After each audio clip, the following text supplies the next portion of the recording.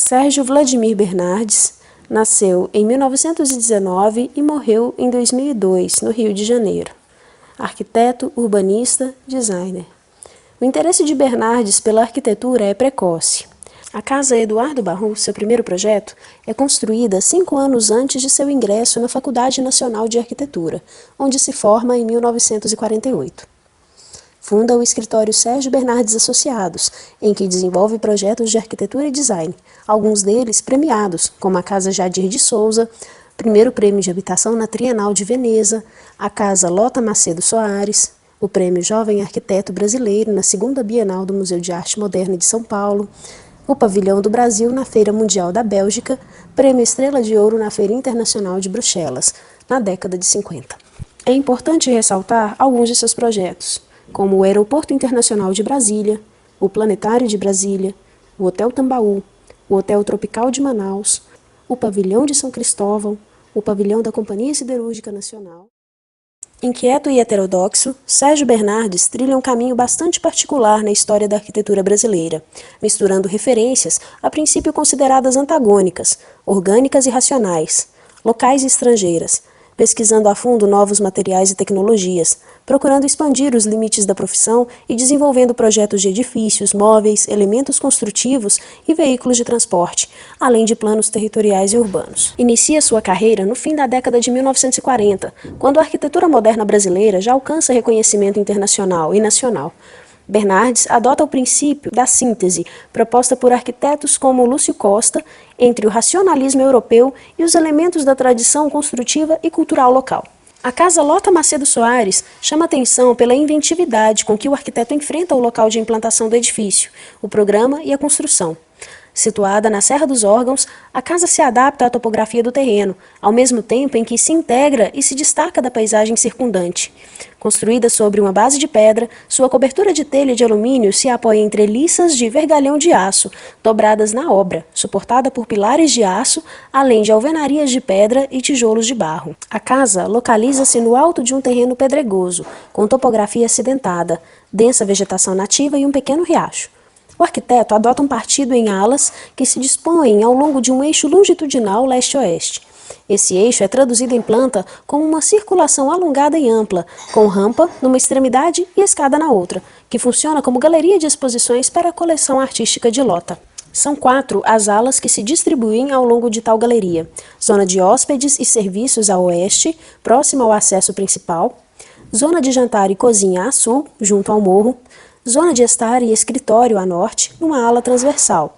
Zona íntima da proprietária a leste, incorporando uma grande pedra existente no terreno, que deixa o volume da ala em balanço sobre o riacho. Assim composta, a planta adapta-se à topografia do terreno e preserva ao máximo a vegetação. O perímetro resultante é irregular e o volume é aditivo. O sistema construtivo eleito para a Casa de Lota foi pensado para ser executado in loco, com a precária mão de obra disponível.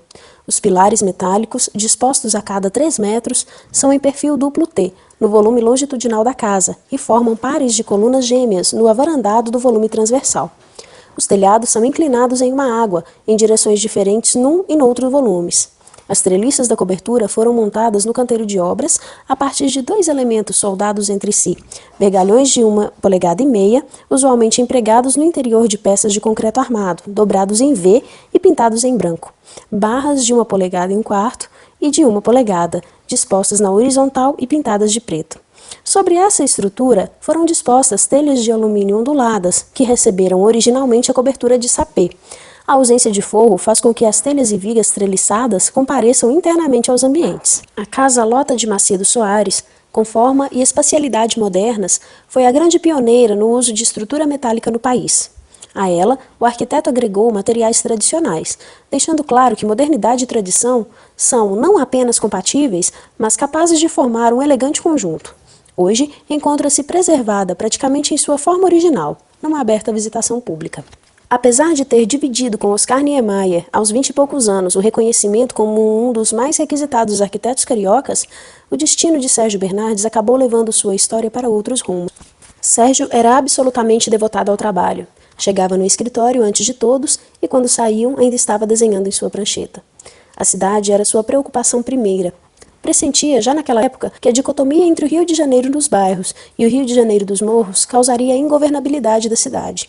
Propôs uma alternativa, no mínimo polêmica. Grandes torres residenciais, espaçadas várias quadras entre si, gerando um enorme adensamento populacional, que abrigasse os moradores dos prédios existentes e os moradores dos morros próximos, em edifícios com várias tipologias de moradia. Ao mesmo tempo em que criaria nos bairros da Orla uma grande área de parque, que ligaria a praia e os morros, sendo atravessada por avenidas expressas e coletoras, recebendo no primeiro terraço as linhas de metrô. Era como se fosse um aterro do Flamengo com prédios de moradia. Sua tese era de que a modernidade deveria ser dividida entre todos, sob risco de não poder ser alcançada por ninguém. Estava sempre pondo em evidência para todos a relação da cidade com o mar, ou seja, como aproveitar a proximidade com o oceano, a fruição visual que a presença da água permite e, ao mesmo tempo, estabelecer uma relação produtiva e eficaz, sem a predação e a poluição destes recursos conforme se fazia e ainda se faz hoje no Brasil. Em 1979, cria o Laboratório de Investigações Conceituais, uma entidade sem fins lucrativos dedicada à pesquisa e formulação de planos urbano-territoriais, cujo objetivo, nas palavras do arquiteto, é ser um núcleo de pensamento que intervenha na realidade atual e sugira que o homem pode se organizar melhor no espaço, harmonizando trabalho, circulação, habitação e lazer, condições elementares de seu bem-estar. Além das atividades no SBA e no LIC, Bernardes trabalha em órgãos públicos. É chefe do setor de arquitetura da Campanha Nacional contra a Tuberculose entre 1949 e 1959, quando projeta o Sanatório de Curicica, em Jacarepaguá.